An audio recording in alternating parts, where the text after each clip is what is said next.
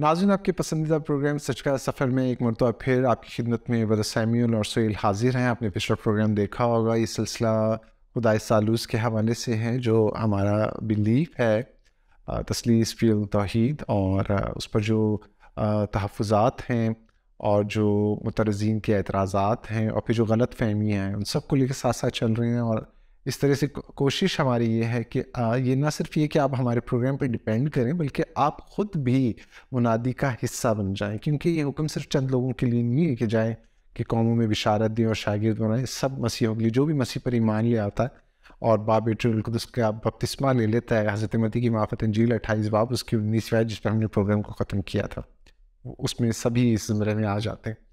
और क्योंकि ये सबके लिए है, तो मुझे नहीं मालूम कि जो ये कहते हैं कि ये जो इस पे ईमान नहीं रखते हैं ठीक से, वो फिर किस ज़ुमरे में आते हैं, तो इनको खुद सोचना है। और अब हम प्रोग्राम का आगाज़ करते हैं। एक मरतबा फिर आपको वेलकम करते हैं sir ji. Thank you so much. और माजरत भी कि हम पिछला प्रोग्राम जो है उसको हमने जल्दी ख़त्म किया क्योंकि हमारे पास वक्त कम था, लेकिन अभी हमारे पास मौका है कि अभी आप इस पर मज़ीद कुछ कहना चाहते हैं दो नुस्खों के ऊपर जो आप गुफ्तगू कर रहे थे, और फिर हम जो अगले सवाल हैं उनके ऊपर बात करें।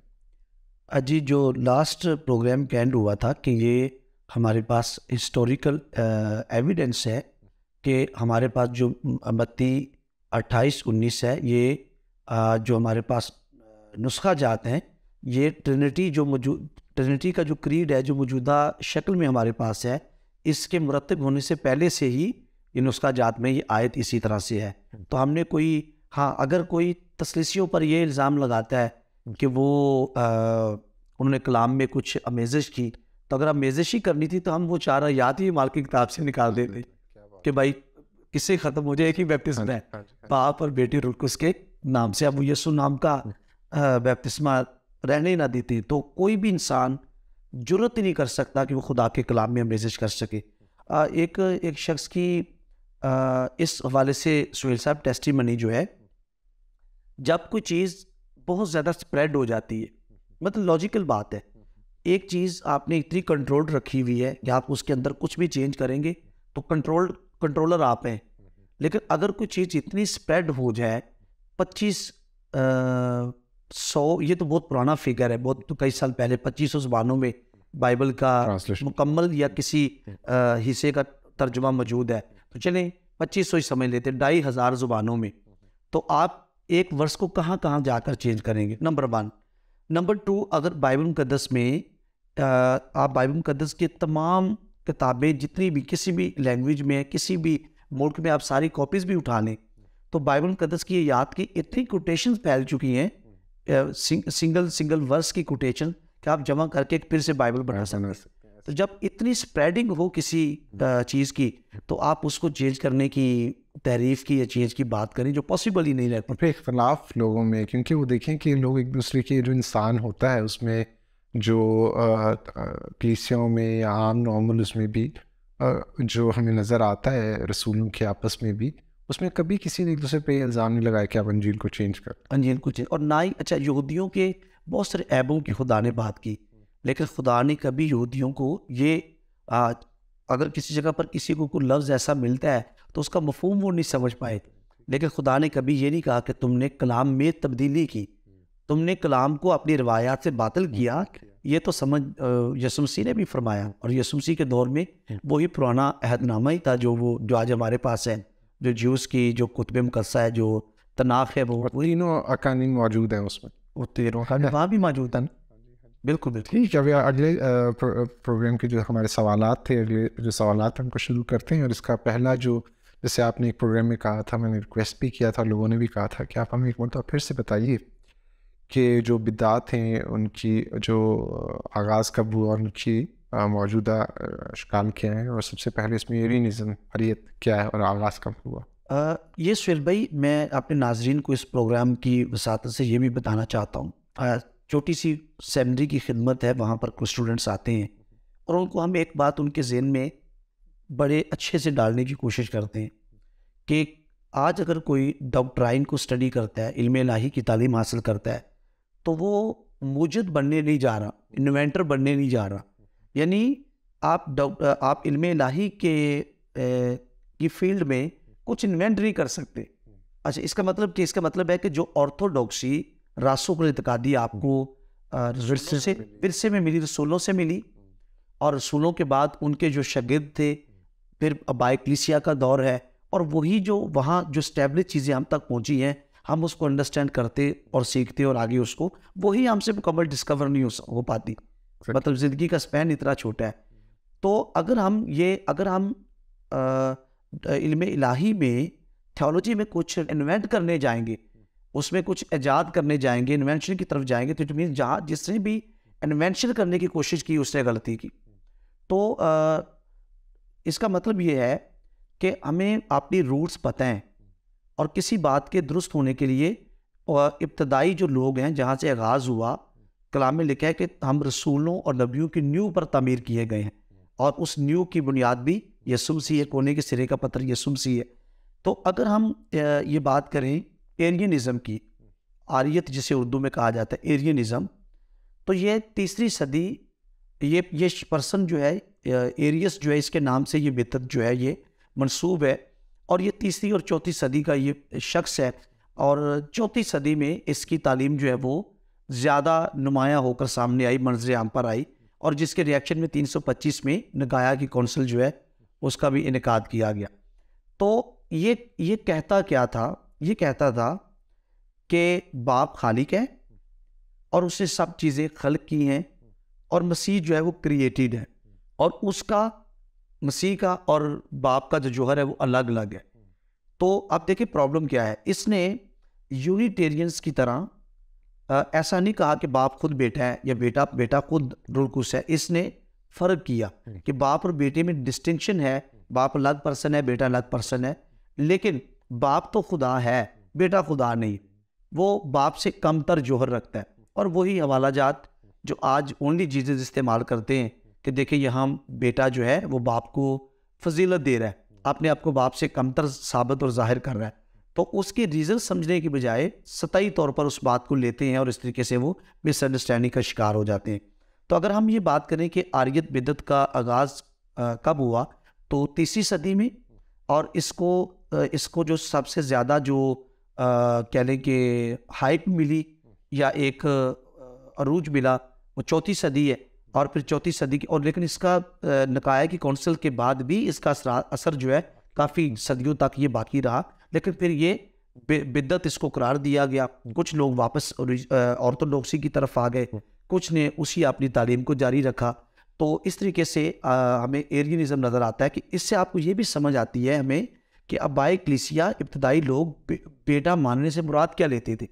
तो बिब्लिकली और जो हमारे बुजुर्गान दीन गुजरे हैं, अबाई कलीसिया गुजरे हैं, उनके मुताबिक बेटा मानने का दूसरा मतलब ये था कि बेटे का वही जौहर है जो बाप है। तो इसने डिस्टिंक्शन तो की बाप और बेटे में, पर बेटे को मखलूक और बाप से कमतर, बाप को खालिक और बेटे से बरतर और अफजल उसने दिखाया और साबित किया। मैं दूसरे सवाल की तरफ आऊँगा, और उससे पहले एक छोटी सी बात, जब आप ये बात कर रहे थे मुझे थोड़ा सा याद आ रहा था कि जो इब्तदाई कलीसिया थी उनके नज़दीक जनाब मसीह की प्रस्तिश नहीं हो सकती थी अगर वो सिर्फ क्रिएटेड होते जी, क्रिएटर ना होते तो फिर उनकी प्रस्तिश जायज़ नहीं थी, जिसको आरियत के मानने वाले या इनके जो बानी थे वो मिस करे कि जो रूट है मसीहत की वो इब्राहिमिक फेथ से है, जो खुदा का तस्वुर हज़रत इब्राहिम ने जो वो मुतारिफ़ कराया और हज़रत मूसा ने जो मुतारिफ़ कराया उनको नज़र आता है। वो जो हमने पहले भी इब्तदाई के एक साथ में जो बात की है कि हमें वो नज़र आता है, मेमरा नज़र आता है, और इस तरह की जो ज़ात नज़र आती है जिसमें खुदा का नाम होता है, और वो वही दर्जा मिलता है जो किसी आम इंसान को नहीं मिल सकता है, जो खुदा को मिलता है, वो तमजीद के लायक होता है। तो जो तमजीद के लायक होता है वो क्रिएटेड नहीं हो सकता, वो क्रिएटर के अलावा किसी की भी तमजीद नहीं पॉसिबिलिटी नहीं है। तो वो चीज़ थी जिसको ये एरियनिज़म की जो बानी है वो मिस कर गए। और एक सवाल ये भी है कि सिविलियनिज़म क्या, आप कुछ बता रहे थे इस बारे में, तो मौका है कि हमें बताइए। मुझे आपकी इस बात से एक वर्ष याद आई है जी जी, तो मैं वो नाज़रीन के लिए पढ़ना चाहूँगा। रोमियो 9:5, 9वां बाब और उसकी 5वीं आयत। और कौम के बुजुर्ग उन ही के हैं और जिस्म की के रूह से मसीह भी उन ही में से हुआ जो सब के ऊपर और अब तक खुदाई महमूद है। देखिए क्राइस्ट को काबिल स्ताइश तो प्रस्तिश के लायक। तो मतलब ये मिस कर गए वो जो आप बात कर रहे हैं, वो कलाम में मैंने कला और प्रस्तिश के लिए जो मसीह की प्रस्तिश की गई मुकाशफा की किताब में बुजुर्गों ने ताज आपने उतारे सारा, वही वर्ड है जो खुदा की वर्शिप के लिए यूज होता है।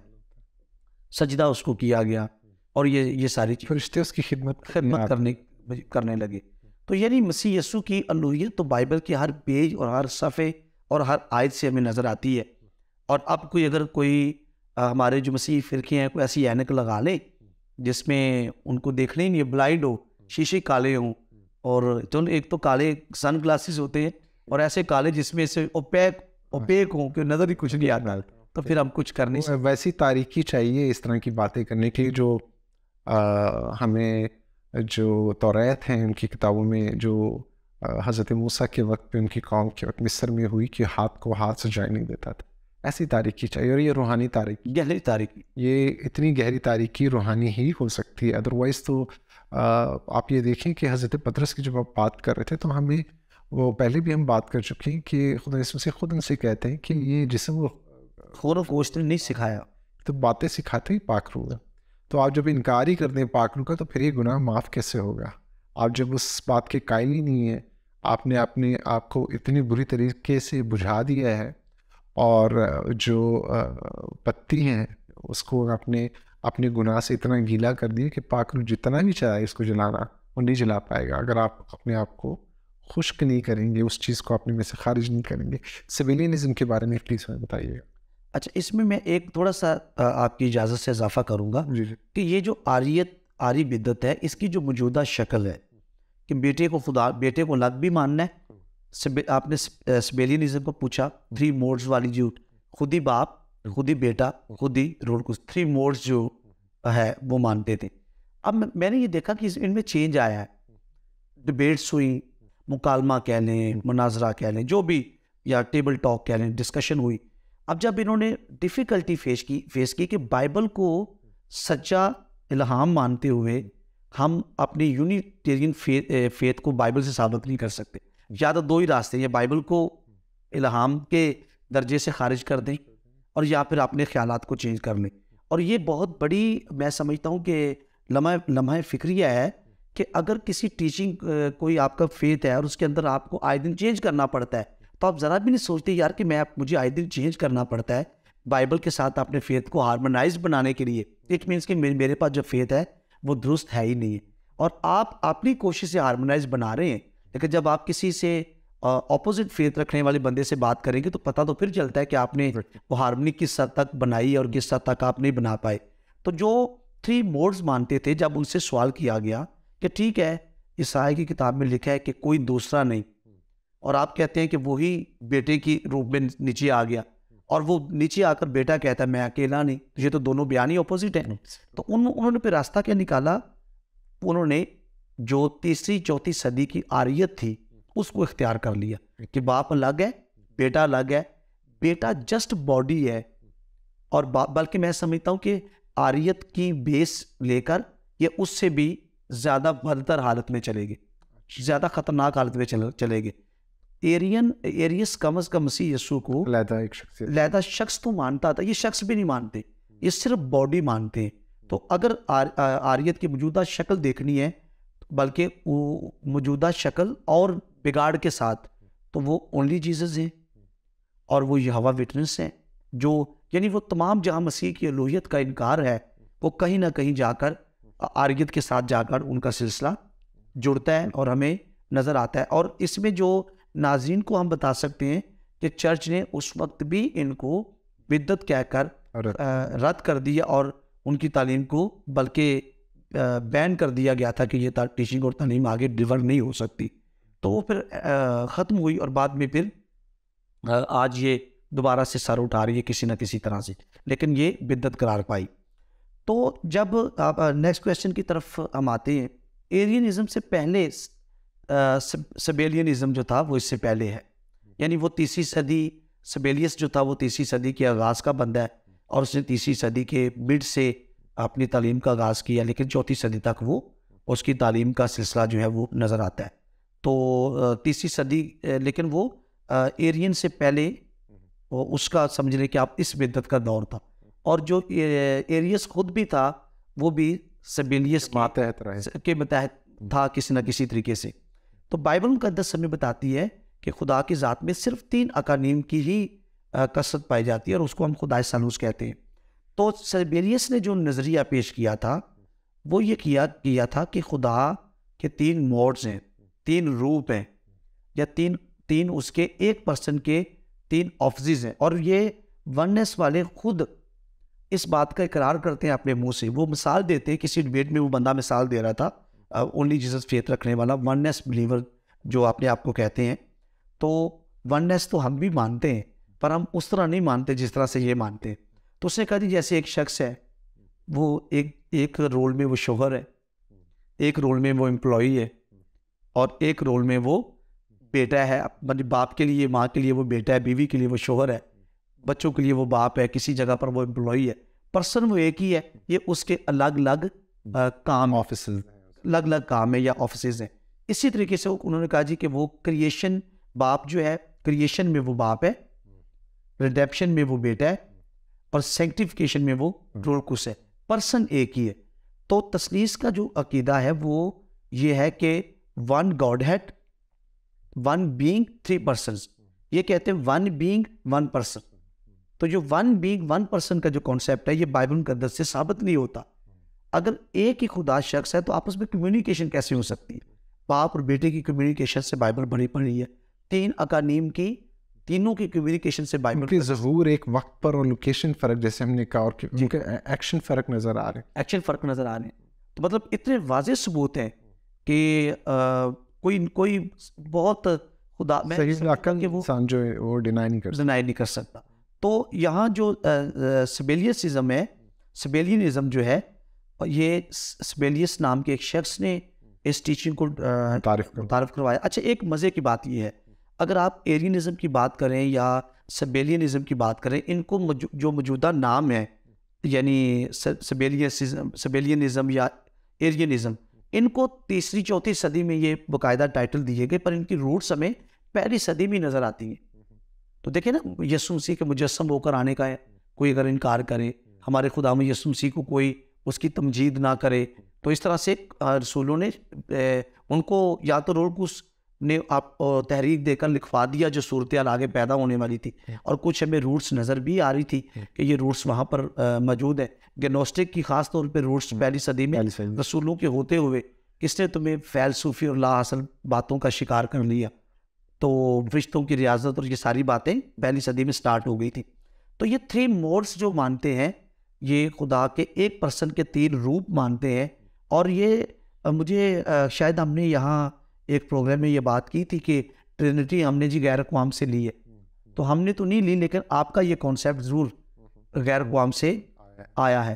तो एक वहाँ पर हिंदुओं में जो उतार का कॉन्सेप्ट, हाँ जी, वो है क्या है, जो कृष्णा, ब्रह्मा, विष्णु, तो वो सारा जो कॉन्सेप्ट है वो एक के ही जन्म या रूप में उतार है, एक पर्सन के ही उतार है। तो हमने तो गैर कौमों से नहीं लिया, लेकिन आपका ये जो अकीदा है ये ज़रूर गैर कौमों से लिया गया। थैंक यू वेरी मच, इतनी तफसील से आपने सारी बातें बताई, और एक मरतबा फिर हमें तंबीह भी की कि हमें होशियार रहने की ज़रूरत है, अपने ईमान के लिए तगदौ करने की ज़रूरत है, कलाम मुक़द्दस को पढ़ने की ज़रूरत है, और जो खुदा ने जिनको तैयार किया है इस काम के लिए उनसे राब्ता में रहने की ज़रूरत है। अगले सवाल की तरफ चलते हैं कि इसकी मौजूदा शक्ल अगर आप बताना चाहें आज के दौर में, वरना फिर ये कि तजस्सुम किसका हुआ, वह बेटे का या बाप का।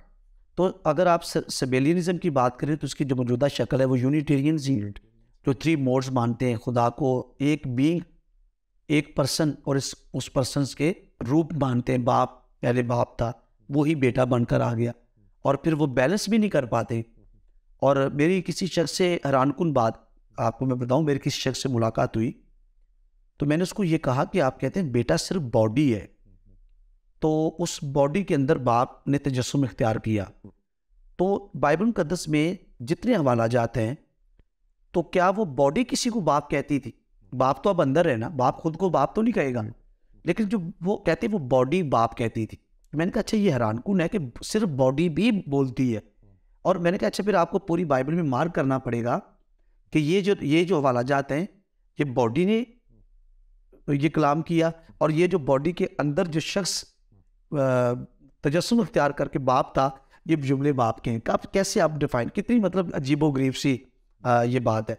तो एरियनिज्म की भी मौजूदा शक्ल जो है वो ओनली जीसस अकायद रखने वाले और यहोवा विटनेस भी हैं, और सिबेलियनिज्म जो है या सिबेलियनिज्म जो है ये तो सीधा सीधा है ही यूनिटेरियंस हैं, वननेस बिलीवर्स हैं, ओनली जीसस हैं जो खुदा के 3 रूप मानते हैं। तो कितनी आम बंदे के लिए कितनी सोचने की बात है कि चर्च ने यानी बैनुल अक़वामी आलमगीर चर्च ने जिस फेथ को बिद्दत कहा और उसको बैन किया, आज हम किस तरीके से उसको, चूँकि आज ज़रा आज़ादी राय का भी दौर है और उसमें फिर कोई कुछ भी माने, प्रोटेक्शन भी मिल जाती है कानूनी तौर पर उस वक्त ये नहीं था।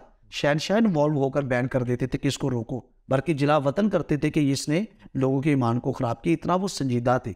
तो ये ओनली जीसस यूनिटेरियंस ये मौजूदा शक्ल है सिबेलियनिज्म की भी, और ये 3री और 4वीं सदी की ये प्रोडक्ट है जिसको रिजेक्ट किया गया, रिजेक्टेड प्रोडक्ट है जो आज फिर मार्केट में दोबारा से इन है और लोग उसको पसंद कर रहे हैं। तो जो आपने आखिरी बात पूछी है, तजस्सुम किसका हुआ, बेटे का या बेटे में बाप का। मैं एक रेफरेंस पढ़ूंगा, पहला यूहन्ना का दूसरा खत पहला बाप आयत नंबर 7 है। क्योंकि बहुत से ऐसे गुमराह करने वाले दुनिया में निकल खड़े हुए हैं जो यीशु मसीह के मुजस्सम होकर आने का इकरार नहीं करते। गुमराह करने वाला और मुखालिफ मसीह यही है। मैं उन तसलीसी खुदाम से भी बात करूंगा, रिक्वेस्ट करूंगा, दरख्वास्त करूंगा कि आप पहले पहचानें कि आप जिनके साथ मिलकर मिनिस्ट्री वर्क करते हैं कहीं वो मुखालिफ मसीह तो नहीं है। मसीह का काम आप कर रहे हैं और जो आपके साथी हैं वो मुखालिफ मसीह। तो यहाँ मैंने आपके लिए पढ़ा है यीशु मसीह के मुजस्सम होकर आने का। तो बाइबल मुकद्दस जब यीशु मसीह कहती है तो वो बेटे के तजस्सुम की बात करती है, और कलाम मुजस्सम हुआ। तो कलाम मुजस्सम हुआ और कलाम को बाइबल मुकद्दस में जो कलाम मुजस्सम हुआ उसको बेटा कहा गया। यानी कलाम के वसीले से आलम पैदा किए, कलाम के वसीले से सब कुछ पैदा किया, और फिर इब्रानियों के मुसन्निफ ने लिखा कि बेटे के वसीला से आलम पैदा किए।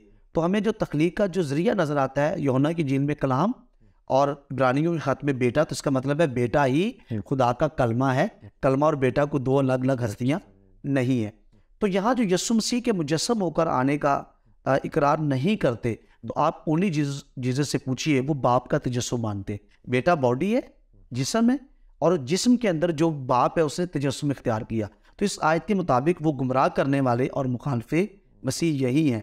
और आगे अपनी बाबत खबरदार रहो ताकि जो मेहनत हमने की है वो तुम्हारे सबब से ज़ाया ना हो जाए। इसका मतलब है गलत टीचिंग मानने से निजात ज़ाया हो जाती है, और हम कहते हैं जी अकायद में निजात नहीं है। और रसूल जो हैं वो उससे इनकार कर रहे हैं जो ये मान रहे हैं। जी बिल्कुल इनकार कर रहे हैं, यहाँ पर साफ साफ लिखा मुखालिफ मसीह जी। और जो कोई आगे बढ़ जाता है और मसीह की तालीम पर कायम नहीं रहता उसके पास खुदा नहीं। जो बाइबल का खुदा है ना ब्रदर सुहेल, जो ट्रायून है, उसमें आप ये नहीं कर सकते कि एक कानून को आप माने तो आपके पास खुदा होगा। अगर आप एक कानून का भी इनकार करते हैं तो आपके पास खुदा ही नहीं है। खुदा तकसीम नहीं हो सकता कि जी मैं बाप पर तो मेरा ईमान है, बेटे को मैं सिर्फ जिस्म कहता हूँ, तो क्या फ़र्क पड़ेगा। आपके पास खुदा है, जिसके पास बेटा नहीं उसके पास बाप भी नहीं है।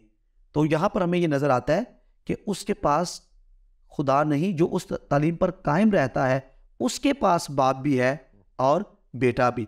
अगर कोई तुम्हारे पास आए और ये तालीम ना दे कि बेटे ने जिस्म इख्तियार किया, बाप ने तो बेटे को भेजा, अगर ये तालीम ना दे तो ना उसे घर में आने दो ना सलाम करो। जिसका मतलब है कि ऐसा रिलेशन, देखिए यहाँ जस्ट खलाकल सलामदुआ की बात नहीं हो रही, ना घर में आने दो। यानी ये तो बड़ा ख़ास रिलेशन है जिसमें आपका और उनका फ़र्क ख़त्म हो जाए।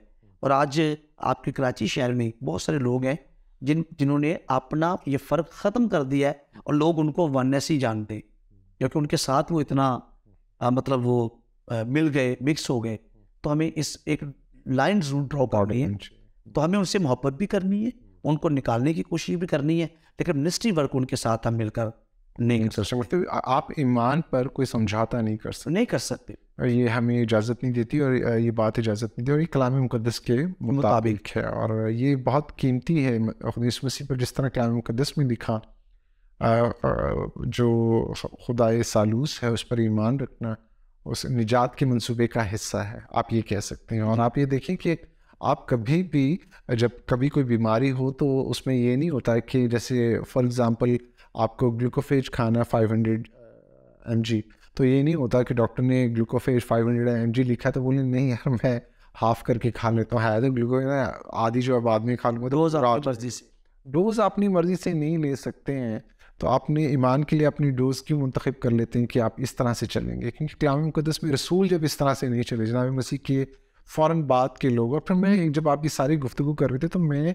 एक इम्पॉर्टेंट बात जो वन्नस या दूसरे लोग जो हैं, जो भी जिनका ताल्लुक भी ईमान के सिलसिले से है, जो समझते हैं कि निजात के लिए खुदा की ज़ात पर और उसकी बातों पर उसके कलाम पर ईमान रखना ज़रूरी, भूल जाते हैं कि जनाबी मसीह खुद 40 दिन अपने रसूलों के साथ रहे, वो उनके साथ रहे, उनकी निगहबानी उनकी देखभाल करते रहे। मैं बैप्टिज़म के हवाले से एक चीज़ देख रहा था, जैसे आपने कहा 3 या 4 किस्म के यीशु मसीह के बारे में जो इल्काब है उसमें, लेकिन लोग ये भूल जाते हैं कि इस बपतिस्मे से लोगों के गुनाह माफ़ हो जाते हैं। और ये वन्नेस वाले भी मानते हैं। मैं उनके बारे में पढ़ रहा था, देख रहा था कि अगर वो बोलते हैं कि जनाब मसीह जो है सिर्फ जिस्म है, तो ये क्यों भूल जाते हैं कि ये खुद ही इस बात के कायल हैं कि जब यीशु के नाम में बपतिस्मा लिया जाता है तो गुनाह मुआफ़ हो जाते हैं। भाई फिर तो आप किसी के नाम पे भी बपतिस्मा ले सकते हैं जो जिस्म रखता है।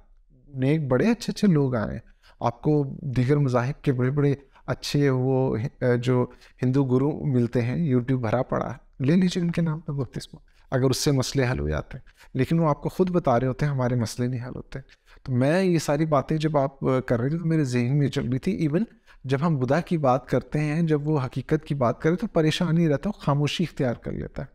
लेकिन आप ये देखें कि ये खामोशी भी इससे ज़्यादा बढ़कर नहीं है जो 35 पलतुस खामोश हो गया जब जनाब मसीह ने कहा कि सच क्या जी, हक क्या है ना। तो ये खामोशी भी आपका मसला हल नहीं करे, तो उस सवाल तक आपको जाना पड़ेगा। और आपको ये नहीं कि आप खुदा को या उसके कलाम को खामोश कराएं, क्योंकि कलाम की सिफ़त है कि वो कलाम है और वो कलाम करेगा। जी, खुदा का कलाम जो है वो ज़िंदा कलाम है, कलाम की सिफ़त है कि वो कलाम करेगा, तो आप उसको चुप क्यों करा रहे हैं? और जब आप चुप करा रहे हैं तभी तो आप ये बातें गढ़ना शुरू हो जाते हैं, क्योंकि आप बहुत ज़्यादा, मैं आपकी बात नहीं कर रहा हूँ, जो दूसरे लोग हैं उनकी बात कर। नाज़रीन, हमारे वक्त आप एक गुफ्तगू करना चाह रहे थे लेकिन टीम की तरफ से इशारा हो गया बड़ी सख्ती के साथ कि भाई बंद करें, आपकी बातें ख़त्म नहीं हो रही। तो ये है कि अगले प्रोग्राम में दोबारा मिलते हैं, लेकिन तमाम हमारी टीम को याद रखें, दुआओं में याद रखें सबके लिए, जैसे हम आपको दुआओं में याद रखते हैं। इजाज़त दीजिएगा, खुदा हाफ़िज़।